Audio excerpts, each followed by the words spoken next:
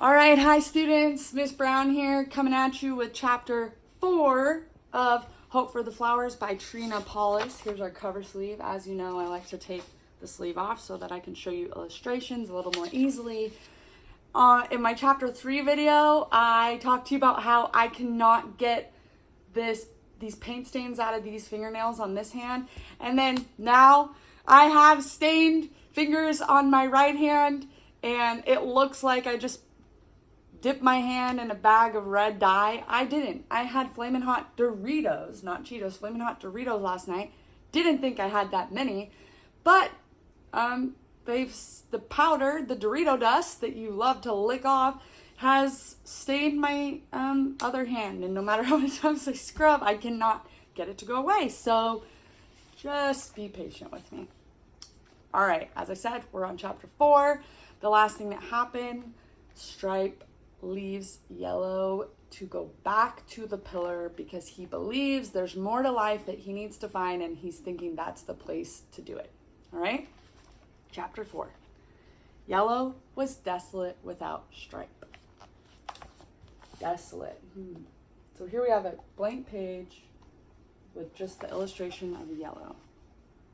So based on just the context clues of this illustration, comment in the section below and let me know what you think desolate might mean. We'll talk about it later on, okay? She crawled daily to the pile looking for him and returned home at night sad, but half relieved that she never saw him. If she had, she feared she might plunge after him knowing that she shouldn't. She felt like doing something, anything, rather than this uncertain waiting. What in the world do I really want? She sighed. It seems different every few minutes, but I know there must be more. Finally, she just became numb and wandered away from everything familiar.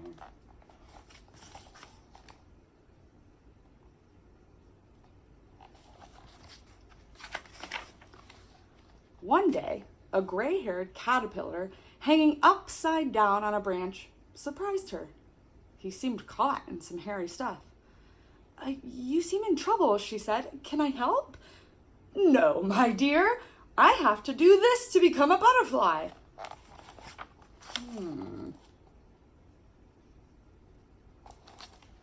Caught in some hairy stuff. What is that hairy stuff? Her whole insides leapt. Butterfly. That word, she thought. Tell me, sir, what is a butterfly? Oh, it's what you are meant to become. It flies with beautiful wings and joins the earth to heaven. It drinks only nectar from the flowers and carries the seeds of love from one flower to another. Without butterflies, the world would soon have few flowers.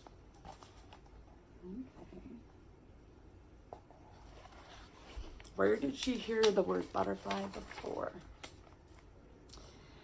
It can't be true, gasped Yellow. How can I believe there's a butterfly inside you or me when all I see is a fuzzy worm?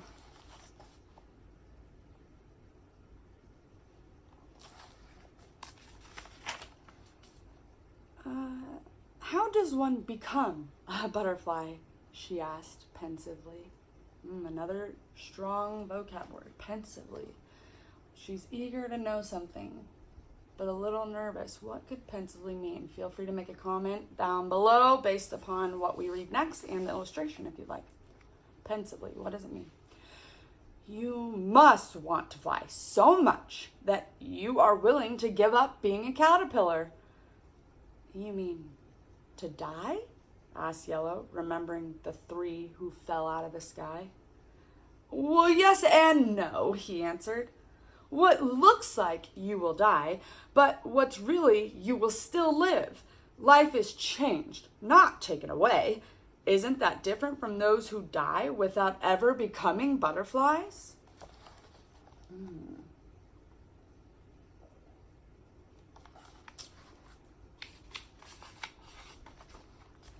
And if I decide to become a butterfly, said Yellow hesitantly, what do I do?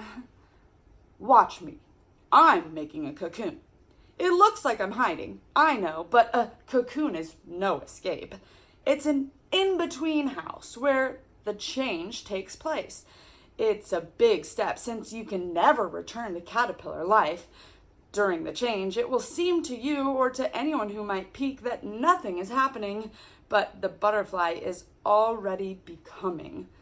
It just takes time. Okay. So he's describing what it might feel like from a butterfly's perspective or a caterpillar's perspective to go through metamorphosis, right? That change. Oh, and there's something else. Once you are a butterfly, you can really love, the kind of love that makes new life. It's better than all the hugging caterpillars can do. Oh, let me go and get Stripe, Yellow said. But she sadly knew he was too far into the pile to possibly reach. Don't be sad, said her new friend. If you change, you can fly and show him how beautiful butterflies are. Maybe he will want to become one too. Okay, so he told her this news of becoming a butterfly. She's not really sure about it, but she's excited because she wants to share this information with Stripe. But Stripe's gone, so what might she do? Yellow was torn in anguish. What if Stripe comes back and I'm not there? What if he doesn't recognize my new self? Suppose he decides to stay a caterpillar. At least we can do something as caterpillars. We can crawl and eat. We can love in some way. How can two cocoons get together at all? How awful to get stuck in a cocoon. How could she risk the only life she knew when it seemed so unlikely she could ever be a glorious winged creature? What did she have to go on? Sing another caterpillar who believed enough to make his own cocoon? And that peculiar hope which had kept her off the pillar and leapt within her when she heard about butterflies? She's got a lot of doubt. Right? I would be probably a little scared too. The gray-haired caterpillar continued to cover himself with silky threads.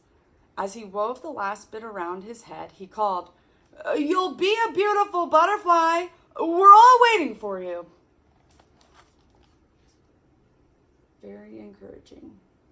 So he really wants her to be able to do the same thing. And what happens? Yellow decided to risk for a butterfly. For courage, she hung right beside the other cocoon and began to spin her own. Imagine!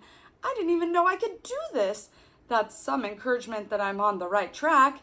If I have inside me the stuff to make these cocoons, maybe the stuff of butterflies is there too.